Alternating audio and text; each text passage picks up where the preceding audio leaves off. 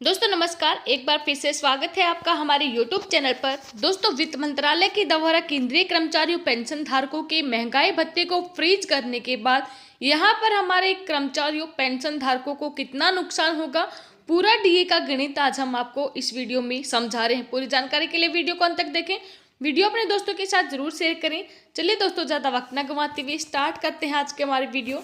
तो दोस्तों, जैसा कि आप सभी को पता है, देश में कोरोना वायरस की वजह से भारत की अर्थव्यवस्था में इस समय आर्थिक गतिविधियां ठप पड़ गई हैं और इसी वजह से सरकार का राजस्व भी बुरी तरह से घटा है। लेकिन इस समय सरकार का काम बेहद बढ़ गया है और खर्च भी बढ़ गया है। इसमें संतुलन बिठाने के लिए सरकार ने कल ही सरकारी कर्मचारियों का डीए, महंगाई भत्ता, पेंशन धारकों का डीआर 1 जुलाई 2021 तक फ्रीज करने का फैसला लिया है। आज हम आपको बताएंगे कि इससे कर्मचारियों और अधिकारियों को कितना घाटा हुआ है। केंद्र सरकार के कार्मिक और प्रशिक्षण विभाग के अधिकारी बताते हैं कि सरकार के इस फैसले से सरकारी कर्मचारियों के डीए की कम से कम 3 किस्तों मारी ही गई हैं। 1 जनवरी 2020 से जो डीए की किस्त ड्यू हुई है, उस अवधि के लिए तो सरकार ने 4% के डीए में बढ़ोतरी की घोषणा भी कर दी थी और इसके लिए बीते मार्च के दूसरे पखवाड़े में बाकायदा मंत्रिमंडल ने इससे जुड़ा एक प्रस्ताव भी पारित कर दिया था। लेकिन इस पर अमल आने से पहले ही यहाँ पर लॉकडाउन हो गया।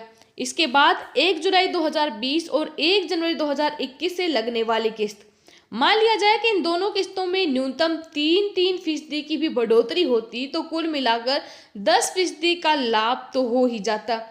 इस फैसले से किस स्तर के कर्मचारी और अधिकारियों को कितना घाटा होगा, इसके लिए इन दिनों एक टेबल इनमें बड़ी तेजी से वायरल हो रही है। वेतन भत्तों के विशेषज्ञ अधिकारियों द्वारा बनाए गए इस टेबल में बताया गया है कि सरकारी नौकरी के पायदान में सबसे नीचे आने वाले चपरासी और खलासी की भी बात करें तो इस समय जिनका बेसिक पे 18,000 रुपये है, इस अवधि में उन्हें कुल मिलाकर 38,880 रुपये का नुकसान हो रहा है। जिनका बेसिक पे बढ़ता गया, उनका नुकसान भी बढ़ता गया। टेबल ये देख पा रहे हैं आप, ये है हमारी टेबल।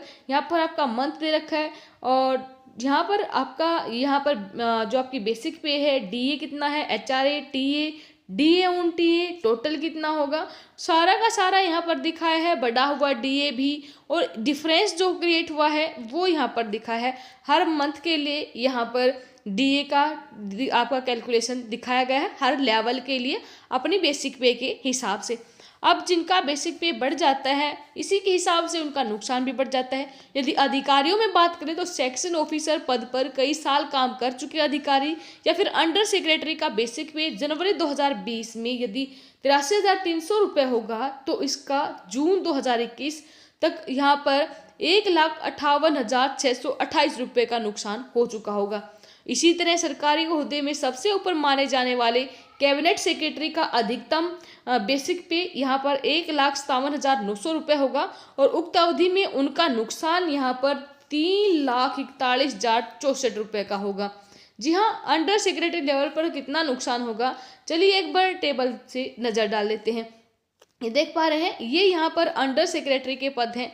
टोटल आप देख पा रहे हैं जितना डिफरेंस यहाँ पर क्रिएट हुआ है, कितना उनको यहाँ पर नुकसान होगा डीए ना दिए जाने के संदर्भ में। केंद्रीय कर्मचारियों पेंशन भोगियों के इन भत्तों को फ्रीज करने से वित्तीय वर्ष 2020 से 21 और 21 से 22 में सरकार को कुल यहाँ पर 37,530 करोड़ रुपए की बचत होगी। सरकार के इस फैसले से केंद्र सरकार के करीब 48 लाख कर्मचारी और 65 लाख पेंशन भोगी प्रभावित होंगे। मतलब कि कुल मिलाकर यहाँ पर 1.13 करोड़ परिवार इस फैसले की जद में होंगे। आमतौर पर केंद्र सरकार के डीए को राज्य सरकार भी लागू करती है, इसलिए माना जा रहा है कि जब केंद्र सरकार ने इन भत्तों को फ्रीज कर दिया है तो राज्य सरकार भी अपने कर्मचारियों पेंशन धारकों के साथ ऐसा ही करेंगी। यदि ऐसा हुआ तो राज्यों का इस मद में 82,566 करोड़ रुपए की बचत होगी। यदि राज्यों और केंद्र सरकार की कुल बचत हम जोड़ें तो 1.20 लाख रुपए की बचत यहाँ पर होगी।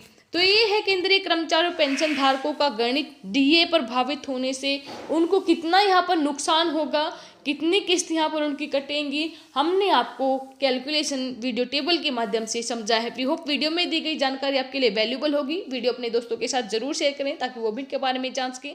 धन्यवाद। जय हिंद, जय भारत।